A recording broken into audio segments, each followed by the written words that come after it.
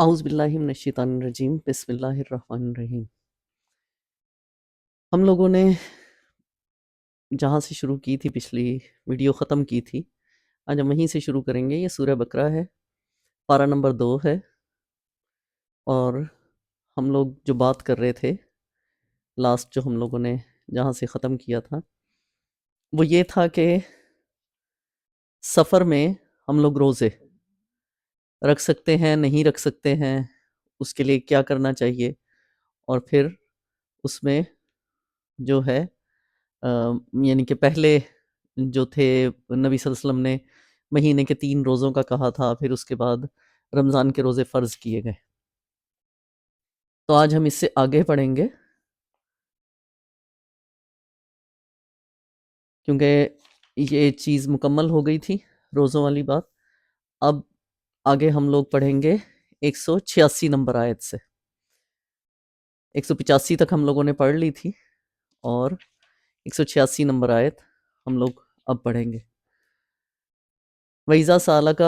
عِبَادِي أَنِّي فَإِنِّي قَرِيبٌ، اور اے نبی، میرے بندے اگر تم سے میرے متعلق پوچھیں تو انہیں بتا دو کہ میں ان کے قریب ہی ہوں۔ پکارنے والا جب مجھے پکارتا ہے، میں اس کی پکار سنتا ہوں اور جواب بھی دیتا ہوں۔ اجیب دعوت الداعی اذا دعانی، تو انہیں بتا دو کہ پکارنے والا جب مجھے پکارتا ہے تو میں اس کی پکار سنتا اور جواب دیتا ہوں۔ فَلْيَسْتَجِیبُوا لِی وَلْیُؤْمِنُوا بِی لَعَلَّہُمْ یرشدون، لہٰذا انہیں چاہیے کہ میری دعوت پر لبیک کہیں اور مجھ پر ایمان لائیں۔ اُحِلَّ لَکُمْ لیلۃ الصیام الرفث الی نسائکم ہن لباس لکم وانتم لباس لہن علم اللہ انکم کنتم تختانون انفسکم فتاب علیکم وعفا عنکم فالآن باشروہن وابتغوا ما کتب اللہ لکم وکلوا واشربوا حتی یتبین لکم الخیط الابیض من الخیط الاسود من الفجر ثم اتموا الصیام الی اللیل وَلَا تُبَاشِرُوهُنَّ وَأَنْتُمْ عَاكِفُونَ فِي الْمَسَاجِدِ تِلْكَ حُدُودُ اللَّهِ فَلَا تَقْرَبُوهَا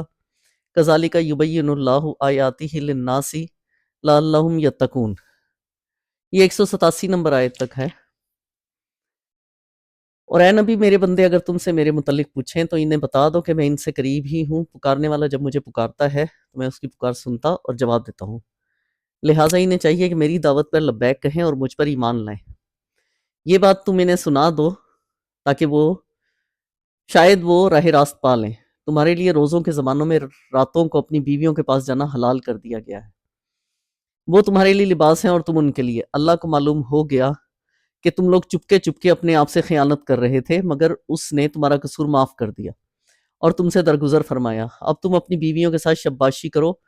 اور جو لطف اللہ نے تمہارے لیے جائز کر دیا ہے اسے حاصل کرو۔ نیز راتوں کو کھاؤ پیو، یہاں تک کہ تم کو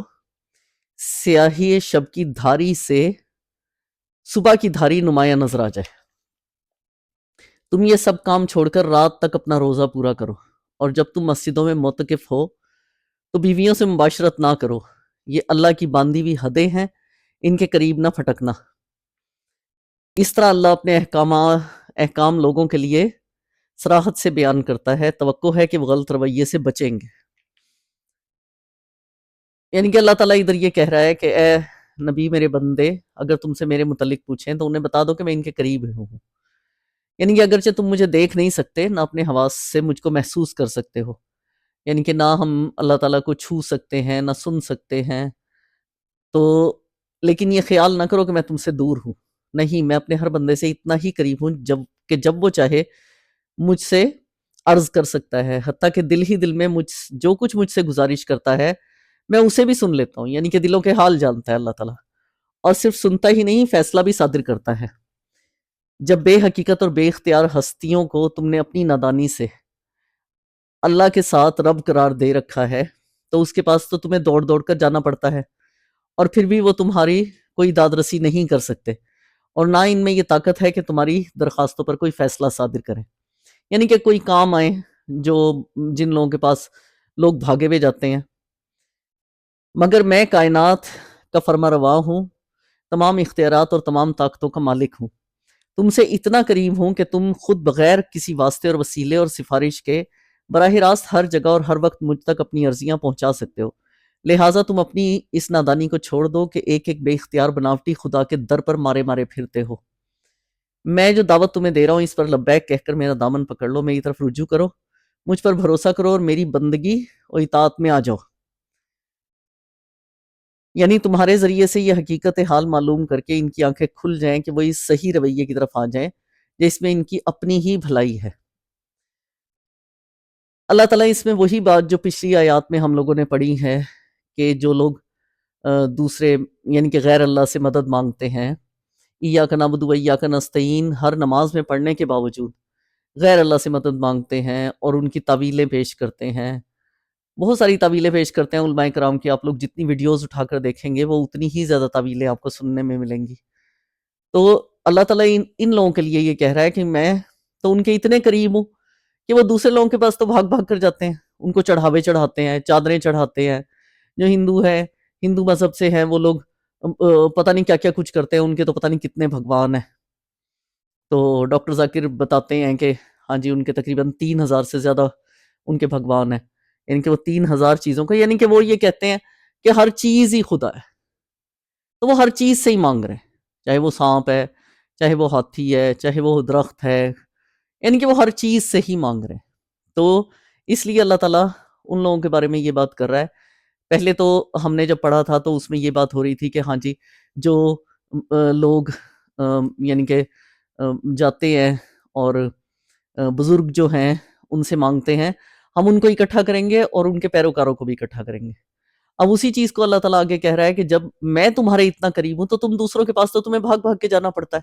پیسے خرچ کرتے ہو، ان کے لیے چڑھاوے چڑھاتے ہو۔ اللہ کی تو بندگی کرنے کے لیے، اللہ کو تو پکارنے کے لیے کسی چیز کی ضرورت ہی نہیں ہے نا، کہ آپ کوئی سہارا تلاش کرو، آپ کچھ یعنی کہ کوئی چڑھاوے چڑھاؤ، کچھ کرو۔ آپ سیدھا وضو کرو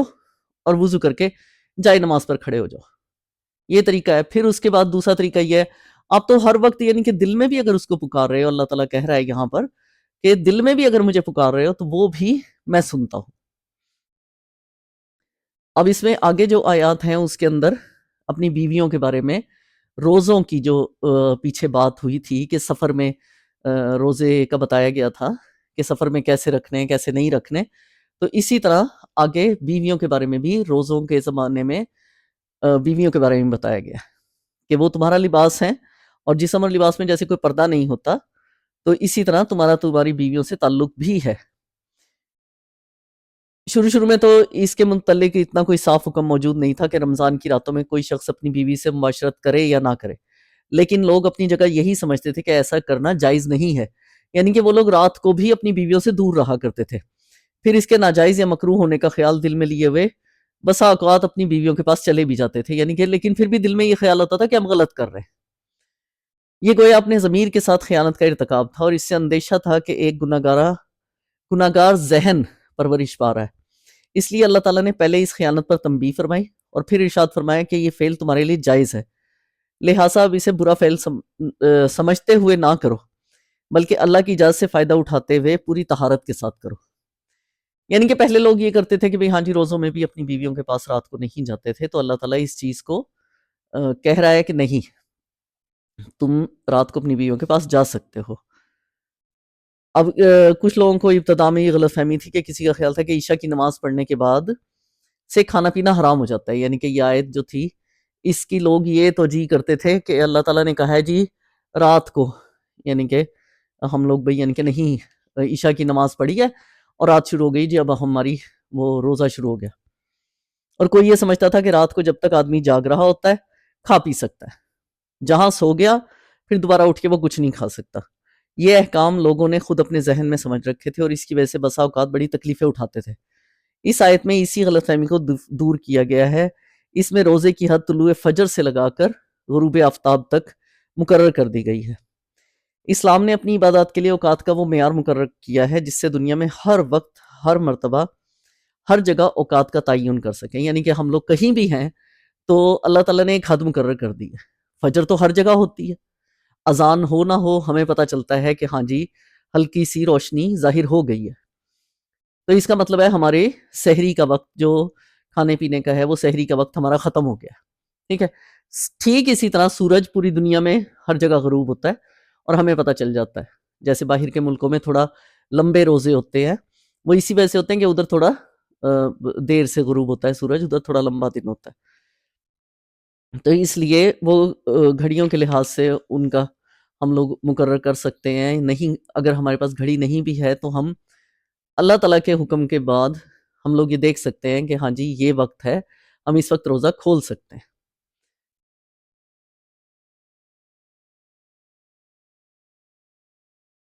اب کچھ لوگ یہ اعتراض کرتے ہیں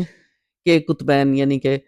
کے قریب جہاں رات اور دن کئی کئی مہینوں کے ہوتے ہیں، اوقات کی یہ تعین کیسے چل سکے گی؟ حالانکہ یہ اعتراض دراصل علم جغرافی کی سرسری واقفیت کا نتیجہ ہے۔ حقیقت میں نہ وہاں 6 مہینوں کی رات اس معنی میں ہوتی ہے اور نہ 6 مہینوں کا دن، جس معنی میں ہم خط استوا کے آس پاس رہنے والے لوگ دن اور رات کے لفظ بولتے ہیں، خواہ رات کا دور ہو یا دن کا۔ بہرحال صبح اور شام کے آثار وہاں پوری باقاعدگی کے ساتھ افق پر نمایاں ہوتے ہیں،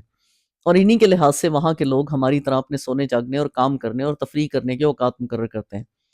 جب گھڑیوں کا رواج عام نہیں تھا تب بھی فن لینڈ، ناروے اور گرین لینڈ وغیرہ ملکوں کے لوگ اپنے اوقات معلوم کرتے ہی تھے، اور اس کا ذریعہ یہی افق کے آثار تھے۔ لہٰذا جس طرح دوسرے معاملات میں یہ آثار ان کے لیے کام کرنے کے اوقات کا تعین کرتے ہیں، اسی طرح نماز اور سحر و افطار کے معاملے میں بھی مدد کرتے ہیں۔ رات تک روزہ پورا کرنے سے مراد یہ ہے کہ جہاں رات کی سرحد شروع ہوتی ہے وہیں تمہارے روزے کی سرحد ختم ہو جاتی ہے، اور ظاہر ہے رات کی سرحد غروب آفتاب سے شروع ہوتی ہے، لہٰذا غروب آفتاب کے ساتھ ہی افطار کر لینا چاہیے۔ آج کل لوگ سحری اور افطار دونوں کے معاملے میں شدت احتیاط کی بنا پر کچھ بیجا تشدد برتنے لگے ہیں، مگر شریعت نے ان دونوں اوقات کی ایسی حد بندی نہیں کی ہے جس سے چند سیکنڈ یا چند منٹ ادھر ادھر ہو جانے سے آدمی کا روزہ خراب ہو جاتا ہے۔ سحر میں سیاہی شب کا سپیدہ سحر کا نمودار ہونا اچھی خاصی گنجائش اپنے اندر رکھتا ہے، اور ایک شخص کے لیے یہ بالکل صحیح ہے کہ اگر عین طلوع فجر کے وقت اس کی آنکھ کھلی ہو تو وہ جلدی سے اٹھ کر کچھ کھا پی لے۔ حدیث میں آتا ہے کہ حضور نے فرمایا اگر تم میں سے کوئی شخص سحری کھا رہا ہو اور اذان کی آواز آ جائے تو فوراً چھوڑ نہ دے، بلکہ اپنی حاجت بھر کھا پی لے۔ یعنی کہ فرض کریں کہ کسی نے تھوڑا دیر سے اٹھا اور اس نے اذان کی آواز آ گئی اور وہ اس نے نا فوراً چھوڑ دیتے ہیں، لوگ کہتے ہیں نہیں نہیں، اکثر ہم نے بھی سنا ہے، ہم بھی بچپن میں یہی کہتے تھے، ہمارے جو بڑے تھے وہ کہتے تھے چھوڑ دو بس اذان کی آواز آ گئی، چھوڑ دو، پانی پی لو، بس جلدی سے پانی پی لو۔ نہیں، اس میں نبی صلی اللہ علیہ وسلم نے فرمایا کہ وہ اپنی حاجت بھر، یعنی کہ جتنا اس کا پیٹ بھر جائے اتنا بھی، یعنی کہ نا وہ کھا پی لے۔ اسی طرح افطار کے وقت میں بھی غروب آفتاب کے بعد خواہ مخواہ دن کی روشنی ختم ہونے کا انتظار کرتے رہنے کی کوئی ضرورت نہیں ہے، جیسے ہی غروب آفتاب ہو جائے آپ کر لیں۔ اب جو شیعہ حضرات ہیں وہ یہی کرتے ہیں کہ ہاں جی تھوڑی سی رات کی وہ ہو جائے، یہ جو روشنی سی ہے نا یہ ختم ہو جائے پھر ہم روزہ افطار کریں گے، تو یہ غلط ہے۔ نبی صلی اللہ علیہ وسلم سورج ڈوبتے ہی بلال رضی اللہ تعالیٰ عنہ کو آواز دیتے تھے کہ لاؤ ہمارا شربت۔ بلال عرض کرتے یا رسول اللہ بھی تو دن چمک رہا ہے، آپ فرماتے کہ جب رات کی سیاہی مشرق سے اٹھنے لگے تو روزے کا وقت ختم ہو جاتا ہے۔ موتقف ہونے کا مطلب تو آپ سب لوگوں کو معلوم ہے کہ آدمی رمضان کے آخری 10 دن مسجد میں رہے، اور یہ دن اللہ کے ذکر کے لیے مخصوص ہو جاتے ہیں۔ اس اعتکاف کی حالت میں آدمی اپنی انسانی حاجات کے لیے مسجد سے باہر جا سکتا ہے، مگر لازم ہے کہ وہ اپنے آپ کو اپنی بیویوں سے دور رکھے، اور بھی جو دوسری چیزیں ہیں شہوانی لذت جس کو ہم کہیں گے شہوت سے، وہ ان سے اپنے آپ کو دور رکھے۔ یہ نہیں فرمایا کہ ان حدوں سے تجاوز نہ کرنا، بلکہ یہ فرمایا کہ ان کے قریب نہ پھٹکنا۔ اس کا مطلب یہ ہے کہ جس مقام سے معصیت کی حد شروع ہوتی ہے، یعنی اسی مقام کے آخری کناروں پر گھومتے رہنا آدمی کے لیے خطرناک ہے۔ سلامتی اس میں ہے کہ آدمی سرحد سے دور ہی رہے تاکہ بھولے سے بھی قدم اس کے پار نہ چلا جائے۔ یہی مضمون اس حدیث میں بیان ہوا ہے جس میں نبی صلی اللہ علیہ وسلم نے فرمایا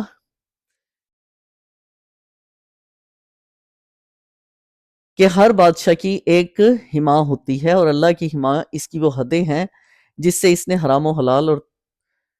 طاعت و معصیت کا فرق قائم کیا ہے۔ جو جانور حما کے گرد ہی چرتا رہے گا ہو سکتا ہے کہ وہ ایک روز وہ حما کے اندر داخل ہو جائے۔ افسوس ہے اب یہاں پہ حما کا جو لفظ استعمال ہوا ہے عربی میں، تو عربی زبان میں حما اس چراگاہ کو کہتے ہیں جسے کوئی رئیس یا بادشاہ پبلک کے لیے ممنوع کر دیتا ہے۔ بہت سارے لوگ ایسے ہوتے ہیں جو کہتے ہیں ہمارے کھیتوں میں تمہارے جانور نہ آئیں، یا پھر ہماری یہ چراگاہ ہے ادھر صرف ہمارے ہی جانور بھئی گھاس چریں گے، باقی کسی کے جانور نہیں آئیں گے، اس کو ہما کہتے ہیں۔ ہر بادشاہ کی ایک ہما ہوتی ہے، تو اس چراگاہ کو کہتے ہیں جو دوسروں کے لیے ممنوع ہو جائے۔ تو جانور اگر ہما کے گرد ہی چرتا رہے گا تو ایک دن ایسا ہوگا کہ ارد گرد جو اور جانور چر رہے ہیں، جانوروں کو کیا پتا ہے، وہ اس میں بھی چلے جائیں، جو ریسٹرکٹڈ ایریا ہے ادھر بھی چلے جائیں۔ افسوس ہے کہ بہت سے لوگ جو شریعت کی روح سے ناواقف ہیں ہمیں اجازت کی آخری حدوں تک ہی جانے پر اصرار کرتے ہیں، اور بہت سے علماء بھی اسی غرض کے لیے سندیں ڈھونڈ ڈھونڈ کر جواز کی آخری حدیں انہیں بتایا کرتے ہیں، تاکہ وہ اس باریک خط امتیاز پر ہی گھومتے رہیں جہاں اطاعت اور معصیت کے درمیان محض بال برابر فاصلہ رہ جاتا ہے۔ اسی کا نتیجہ ہے کہ بکثرت لوگ معصیت اور معصیت سے بڑھ کر ضلالت میں مبتلا ہو رہے ہیں، کیونکہ ان باریک سرحدی خطوط کی تمیز اور ان کے کنارے پہنچ کر اپنے آپ کو قابو میں رکھنا ہر ایک کے بس کا کام نہیں ہے۔